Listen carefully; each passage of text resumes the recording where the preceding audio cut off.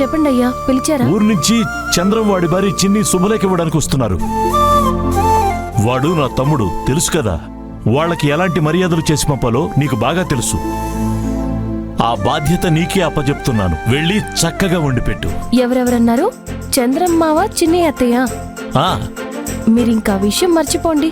వాళ్ళ సంగతి, వంటల సంగతి నేను చూసుకుంటాను. చాలా బాగా చేయాలమ్మా. మన ఇంటికొచ్చి చాలా రుచిగా తిన్నామని వాళ్ళు ఊళ్ళో అందరికీ చెప్పుకోవాలి. అంత బాగా చేయాలి. అలాగే అయ్యా, నేను చూసుకుంటాను. అన్నయ్య, మీరు రండి. సరే పదమ్మా. వెళ్ళండి.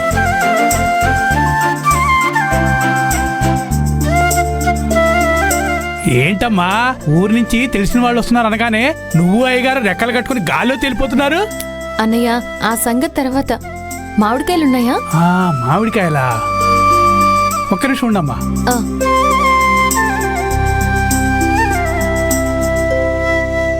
అరే, అక్కడ 4 పెట్టానే, 2 ఉన్నాయమ్మా. ఇగో తీసుకోమ్మా. అన్నయ్య, మామిడికాయ పప్పుతో పాటు ఇంకా అది ఇది అంటావేంటమ్మా? అదేంటో దాని పేరు చెప్పు. అదే అన్నయ్య, చింతకాయ పచ్చడి. చింతకాయ పచ్చడా? నువ్వు ఈ ఇంటికి వచ్చి ఇన్ని రోజులు అవుతుంది కదా, ఇక్కడ ఎవరైనా ఎప్పుడైనా ఆ పచ్చడి తింటుంది చూసావా? లేదులే, ఇప్పుడు నేను చేస్తాను. చింతకాయలు తీసుకురండి. ఊరి నుంచి తెలిసిన వాళ్ళు వస్తున్నారని చెప్పగానే ముఖం తలతలా విరిచిపోతుంది. ఊళ్ళో ఉండే మనుషులు, వాళ్ళతో ఉండే అనుబంధాలు ఆ లెక్కే వేరమ్మా. సరే అమ్మా, నీకేం కావాలి చెప్పు. పచ్చిమిరపకాయలు తీసుకురండి. అల్లం, వెల్లుల్లి, అప్పడాలు 1 ప్యాకెట్ తీసుకురండి. ఆ తర్వాత కారపొడి కావాలి. ఇంకా కొత్తిమీర, కరివేపాకు కూడా కావాలి. ఇలా వెళ్ళి అలా తీసుకొచ్చేస్తాను, చూస్తూ ఉండు.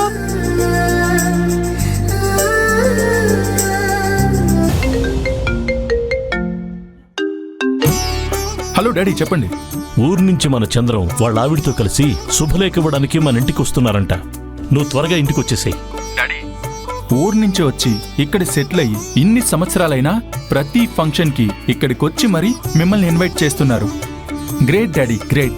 ఒరేయ్, మనం ఇక్కడికి వచ్చింది బ్రతకడానికి మాత్రమేరా. మన మూలాలు ఎప్పుడూ ఊళ్ళోనే ఉంటాయి. మనం ఎప్పటికీ అది మర్చిపోకూడదు. ఓకే డాడీ, మీ ఊరి గొప్పలు నేను నేరుగా వచ్చి వింటాను. సరేనా? Bye daddy. సరే, త్వరగా వచ్చి. ఏదేమైనా ఈరోజు పట్టాలి, కడుపు ఖాళీగా పెట్టుకోవాలి, కడుపు ఖాళీగా పెట్టుకోవాలి. ఇదిగోమ్మా, నువ్వు చెప్పినవన్నీ తీసుకొచ్చేసాను. అన్నయ్య, ఈ కూరగాయలన్నీ కొంచెం స్పీడ్ గా కట్ చేసి ఇవ్వండి. అలాగేమ్మా. బాగా కడిగేసి కట్ చేయండి. అలాగేనమ్మా.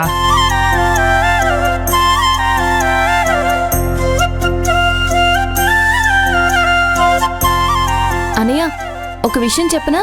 ఏంటమ్మా? మా ఊళ్ళో ఇలా పత్రికలు ఇవ్వడానికి ఎవరైనా చుట్టాలొస్తే వాళ్ళకి కడుపు నిండా భోజనం పెట్టి పంపిస్తాం. మా ఊర్లో పస్తుల నుంచి పంపిస్తాం అనుకుంటున్నా ఏంటి? వెటకారాలు వద్దన్నయ్యా, నేను మా ఊళ్ళో ఉన్నది చెప్పాను.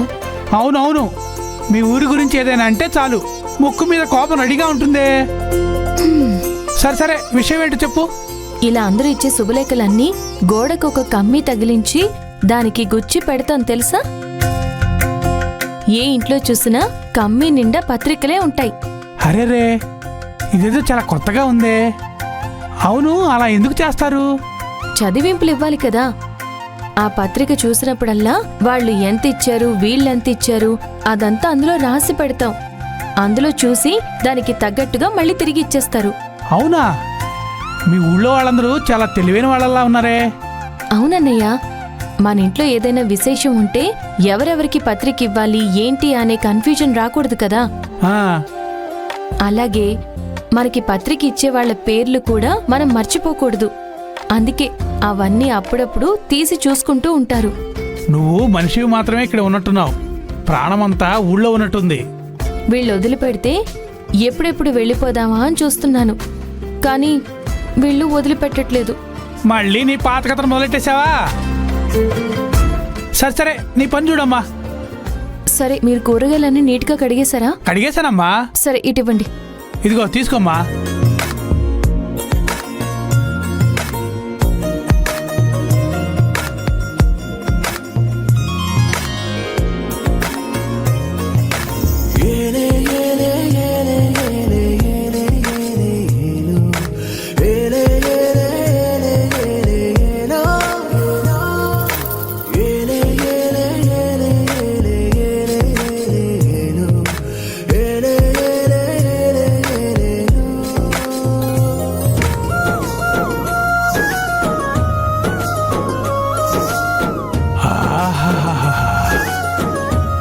వంటలు గుమగుమలాడుతున్నాయమ్మా.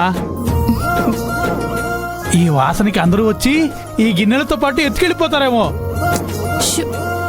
ఆ తర్వాత మళ్ళీ వంటలు చేయాలంటే ఇబ్బంది అవుతుంది కదా. అబ్బా, నువ్వేది వండినా కూడా ఆ గుమగుమ వాసన అలా ముక్కులోకి దూరిపోతుందమ్మా. ఒక్క నిమిషం ఉండమ్మా, ఎవరైనా వస్తున్నారో చూస్తాను. అన్నయ్య, ఎవరు రాలేదులే, చెప్పిన పని చెయ్యండి. సరే సరే అమ్మా.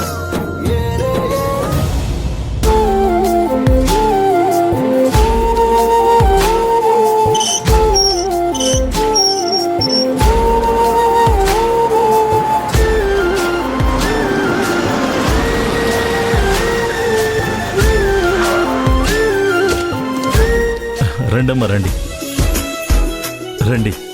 తమ్ముడు ఎలా ఉన్నా? బాగున్నానన్నయ్య. ఏమో బాగున్నావా? బాగున్నాం బావగారు, మీరు బాగున్నారా? బాగున్నానమ్మా. అందరూ బాగున్నారు కదా? రండి రండి, లోపలికి వెళ్దాం. రండి. రండి. ఏం తమ్ముడు, ఊర్లో అందరూ బాగున్నారా? రండి, అలా కూర్చో. కూర్చోండమ్మా. ఏంటి తమ్ముడు, బాగా ఊలు చేసినట్టున్నావు? ఎక్కడన్నా గారు తగ్గిపోతేను. నా పెద్ద కూతురు, తను నా చిన్న కూతురు, అతనేమో నా అల్లుడు.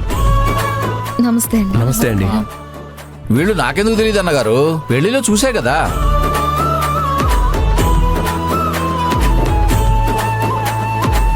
నువ్వు కాలేజీలో చదువుతున్నావమ్మా? అవునా ఆంటీ? ఆంటీ ఏంటమ్మా, నేను బయట దాన్ని కాను, మనమంతా అయిన వాళ్ళమే కదా. కావాలంటే పిన్ని అని పిలు, లేకపోతే చిన్నమ్మ అని పిలు. చిన్నమ్మా? ఎవరు చిన్నమ్మా? ఎవరికి చిన్నమ్మా? ఛ! ఎవరు వీళ్ళు సడన్ గా వచ్చి కామెడీ చేస్తున్నారు? ఈ కాలం పిల్లలకి బంధుత్వాల గురించి ఏం తెలుసు? మనమే నేర్పించాలి. వాళ్ళు మగాళ్ళని అంకుల్ అంటారు, ఆడవాళ్ళని ఆంటీ అంటారు. ఎర్రగా ఉంటే రెడ్ చట్నీ, తెల్లగా ఉంటే వైట్ చట్నీ.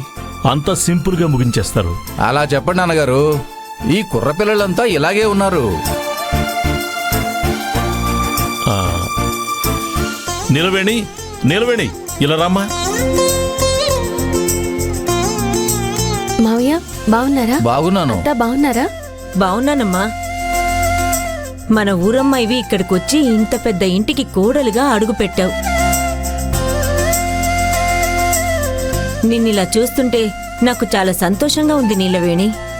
అది సరే మావయ్య, ఇంతకీ పెళ్ళెవరికి? నా పెద్ద కొడుకు సంతోష్కి, అమ్మాయిది ఏలూరు.